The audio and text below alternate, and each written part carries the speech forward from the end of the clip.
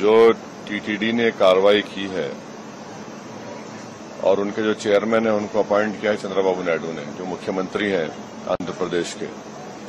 हमारा डायरेक्ट सवाल चंद्रबाबू नायडू से यह है कि आप 18 एम्प्लॉइज को हटा रहे हैं जो नॉन हिंदू हैं।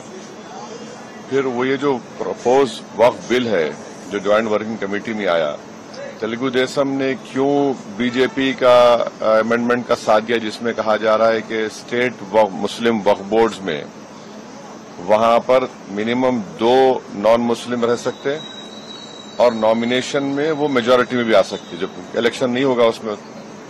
फिर सेंट्रल वक्फ काउंसिल में भी आप बढ़ के बना सकते हैं नॉन मुस्लिम को।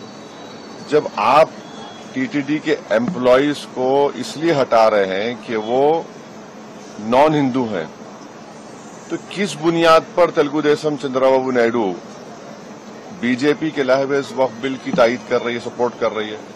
भाई ऑन पैरिटी तो ये होना चाहिए कि अगर टीटीडी में आप देखेंगे कि उनका जो सेक्शंस है उसमें ये लिखा हुआ है कि ट्रस्टी हिंदू होना चाहिए, कमिश्नर असिस्टेंट कमिश्नर हिंदू होना चाहिए, इंस्पेक्टर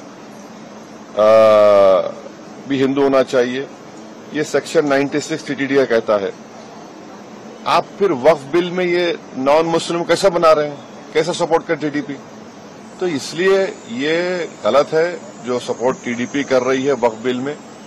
हम नारा चंद्रबाबू नायडू से ये कहेंगे कि आप अपने इस पोजीशन को दोबारा देखिए, इससे गलत मैसेज जा रहा है। ऑन पैरिटी अगर आंध्र प्रदेश एंडोमेंट बोर्ड में मेंबर भी नॉन हिंदू नहीं हो सकता है, तो फिर ये जो बीजेपी बिल ला रही है, ये लाने वाली है, उसमें कैसे नॉन मुस्लिम को मेंबर बनाएंगे आप? यही हमारा डिमांड है। भाई जब आपके लिए वो बड़ा सैक्रोसेंट है तो मुसलमानों के लिए भी उनका वक्फ बोर्ड सैक्रोसेंट है। तो ऑन पैरिटी दोनों एक होना चाहिए, अलग अलग तो नहीं हो सकता ना, ये बिल्कुल गलत है।